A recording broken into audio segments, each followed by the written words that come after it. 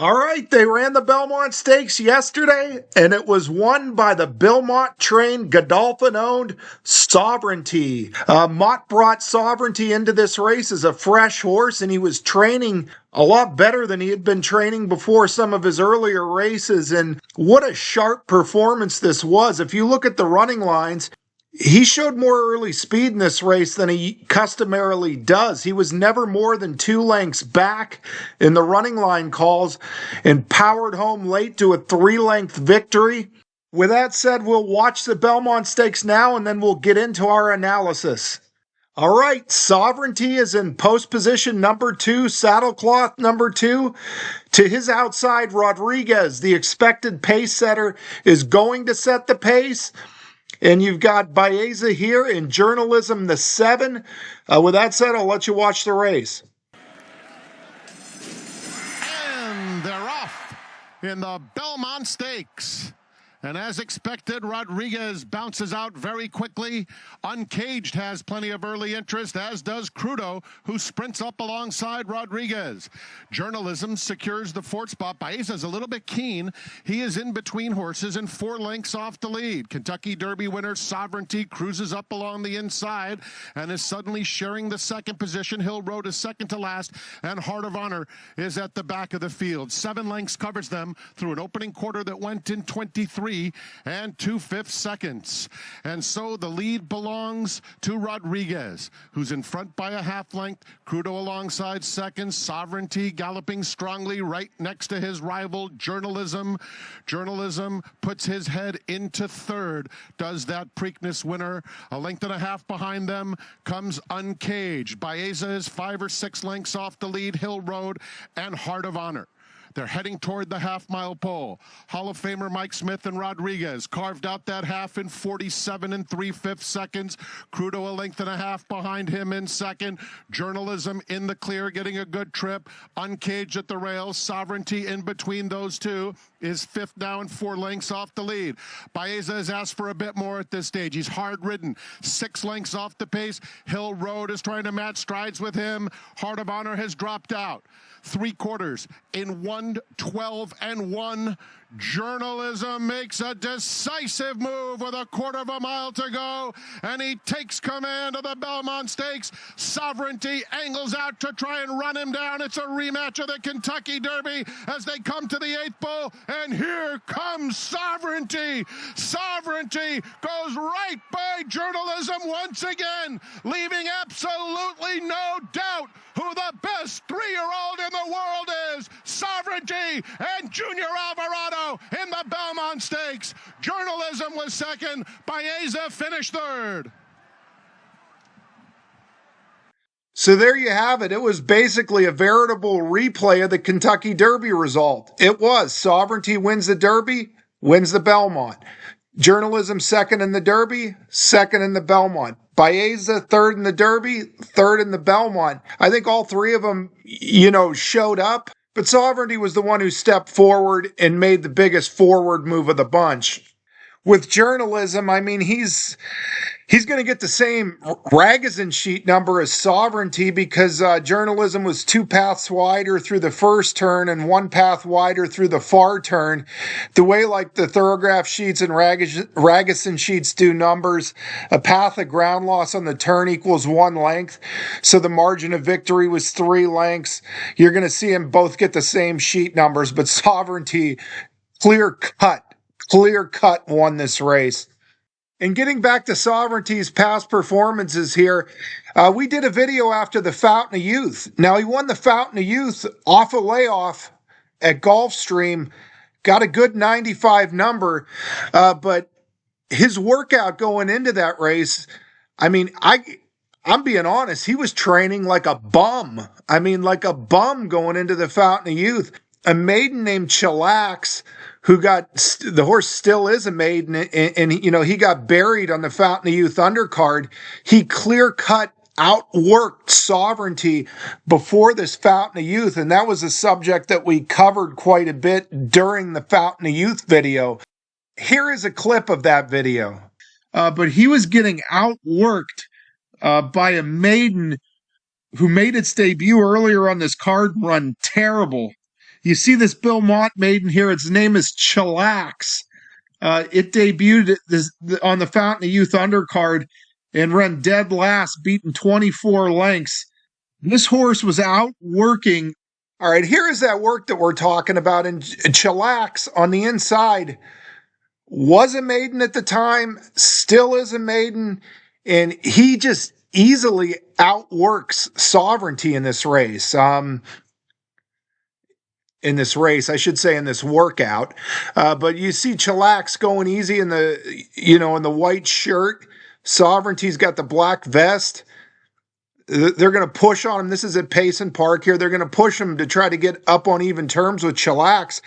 The rider had to give him a crack of the whip and was shoving him along, just to stay with Chillax early.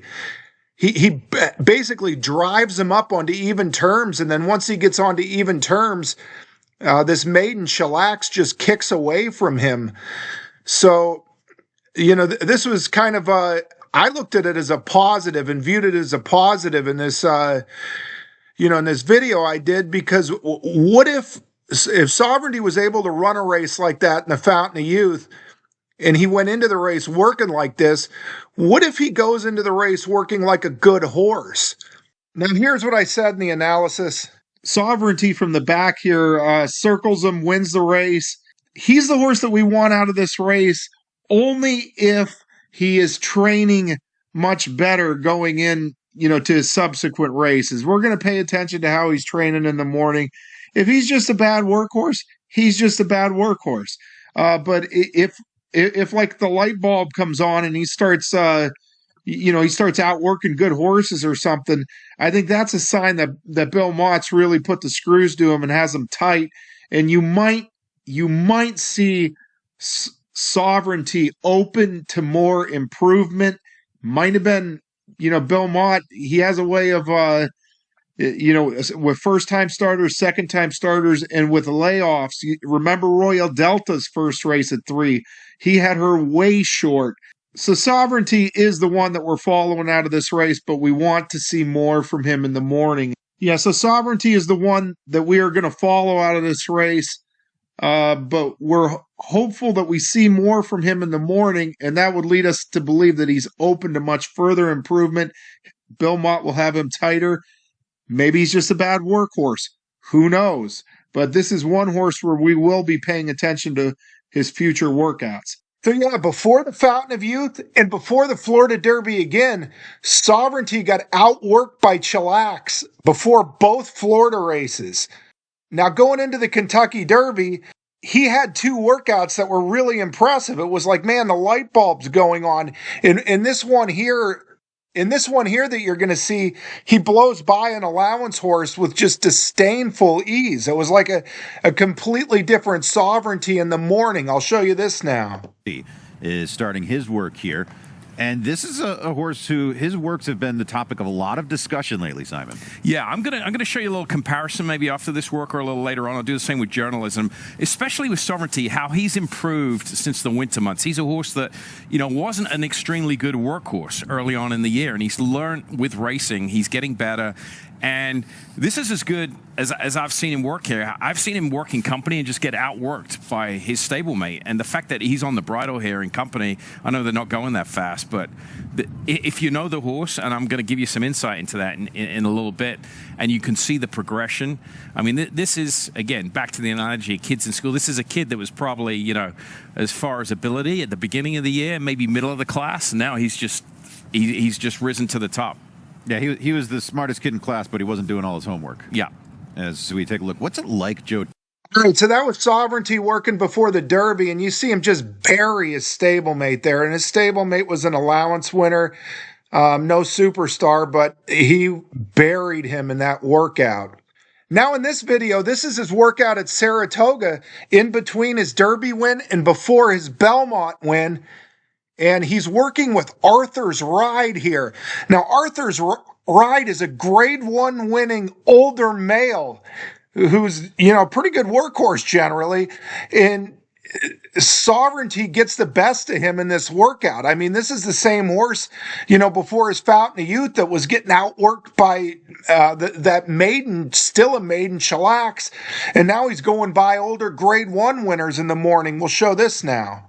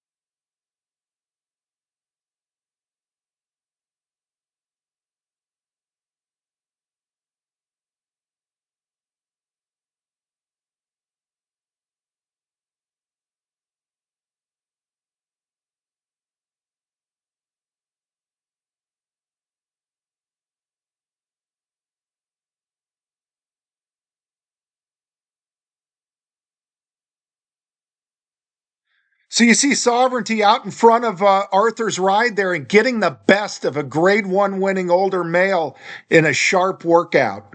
And you see the headlines that generated. Sovereignty rewards onlookers' patience with wicked work. And you see him getting the best of Arthur's Ride there.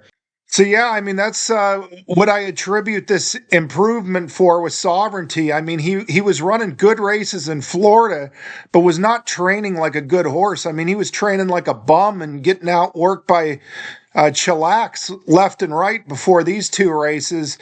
And, Mott had him really sharp in the mornings and really starting to focus and train well before the Kentucky Derby. And then, before the Belmont, he gave him that 35 days in, and sure would have loved to see Sovereignty running the Preakness. I think the problem was Bill Mott was 3 for 52 on short rest. So on 14 days or less over the last 5 years, Bill Mott had statistics where he was 3 for 52. And that is why I believe he didn't run him in the Preakness. He'd been having bad luck, or kind of a cold run. He was on kind of a cold run with horses that he was bringing back on short rest. And I really think he wanted to give him, give him full 5 weeks into the Belmont. And that's, you could say what you want. It worked out beautiful for Mott, and Sovereignty just showed the best version of himself in the Belmont. He was phenomenal. Journalism, he run a solid enough race. He run a 105. It said bobbled, four wide, 3 wide. He bobbled a bit at the start, was a little bit wide, but he was still in a great position to win this race at the head of the lane. And, he turned for home with the lead, and he is a brave and determined horse who finishes well, but just had no answer for that oncoming freight train, Sovereignty. Baeza here in third. He needed to make a forward move in this race, and he didn't. But he also had a wide trip, 5 to 6 wide, and he ran basically his race. There was no improvement from him, but he didn't go backwards either, in my opinion. Fourth place finisher Rodriguez. He is a better horse when he gets the lead going long. He's had the lead going long 3 times now. Once in his maiden win where he crushed Baeza. The second time in the Wood Memorial, where he won it by 3.5 lengths in a really nice performance. And, he run a solid 98. 1.25 miles might be stretching it a little bit for him. But, he got his trip where he gets to the lead and, was able to set pretty fast fractions, but comfortable. Rodriguez is a nice horse, but he is just not up to the top 3, in my opinion. And then finally, Hill Road. I tried to be kind of cute and clever and, get him in second.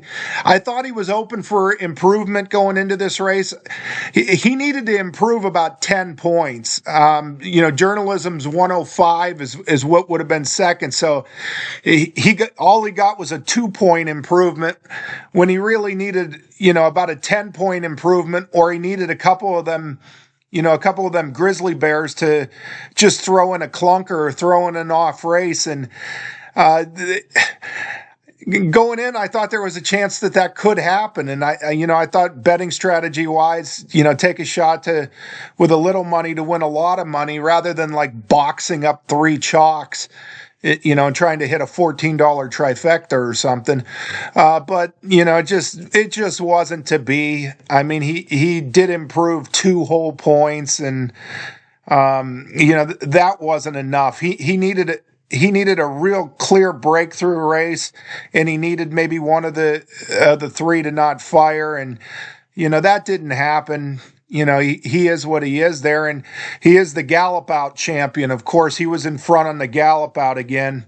Yeah, so here is the indefatigable Hill Road in front on the gallop out in the backstretch. Really didn't get tired. I don't think this race probably took a ton out of him, but he's got to do his best running in the race and not after the wire. And, maybe they need to find like a 2-mile race for him or something, but I'm sorry I took a shot with him. I was hoping for a big improved race, and clearly he did not deliver on that. The Belmont Stakes at Churchill Downs today in the Mott Stakes. They ran a 4-horse field with all 4 horses coming out of the Kentucky Derby. Now the top 3 finishers in the Kentucky Derby all returned to run 1, 2, 3 in the Belmont Stakes, but Final Gambit opted for this race instead. He was the 4th place finisher in the Derby, and this is a Final Gambit. I mean, I'm probably the president of the Final Gambit hater club, but he is a very pace-dependent horse, and he was not going to get any pace at all in this race, and I didn't understand why anyone was betting him.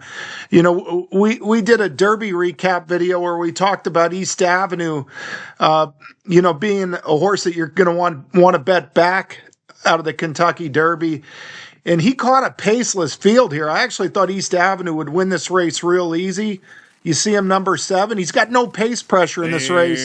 In the gates. He does win, but it wasn't pretty. They're off. I'll let you watch. Gambit went left coming out of there and is off at the back of the pack. It was a good start for East Avenue, who steps out to lead the way. Burnham Square races up on his inside and now backs off.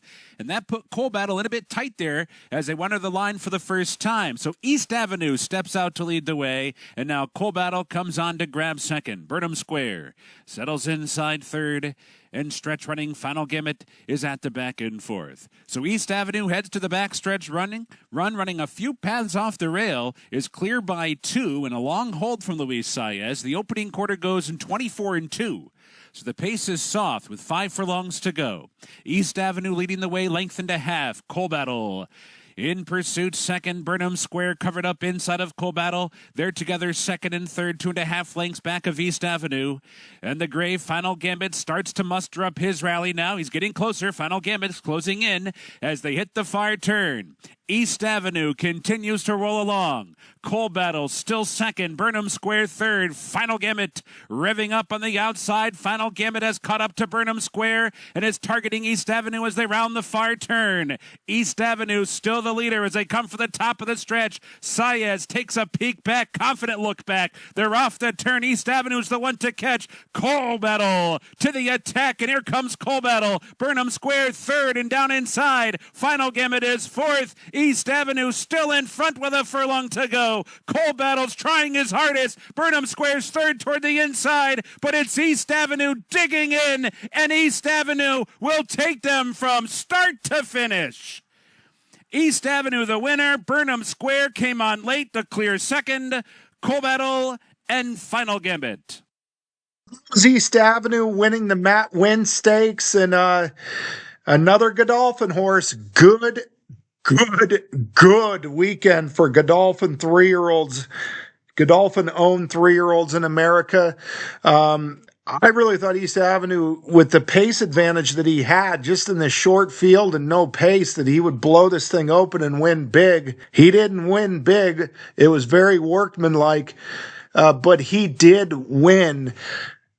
Final Gambit, it's going to be hard for me to get me to say anything too nice about this horse, but he needs pace. He needs pace. He got no pace in this race. He was never going to get anything in this race, and he could be an interesting horse if he gets into some of these big 3-year-old races where there's a whole lot of speed up front and there's no power closers in there like Sovereignty and Journalism, who could really just finish like monsters. Maybe one of these days I'll warm up to Final Gambit. It's going to need a couple more races like this though, where he's in totally paceless short fields, gets no pace help, and kind of gets exposed. And then, maybe Brad Cox could find another race like this for him where he, runs another terrible race or two. And then, he could put him in a race with a lot of speed and no Sovereignty or Journalism. And then, we can have our makeup session and bet on Final Gambit one time. So anyway, a very exciting Belmont Stakes. Sovereignty jumps forward again. What a monster. Journalism showed up. Baeza showed up. Unfortunately for my wallet, there was no Hill Road breakthrough race. Sorry about that, everyone. But anyway, I hope you enjoyed these videos. I hope you enjoyed the Triple Crown coverage. And we're going to have a lot more videos for you this summer, too. So thank you for watching, everyone. Have a great day.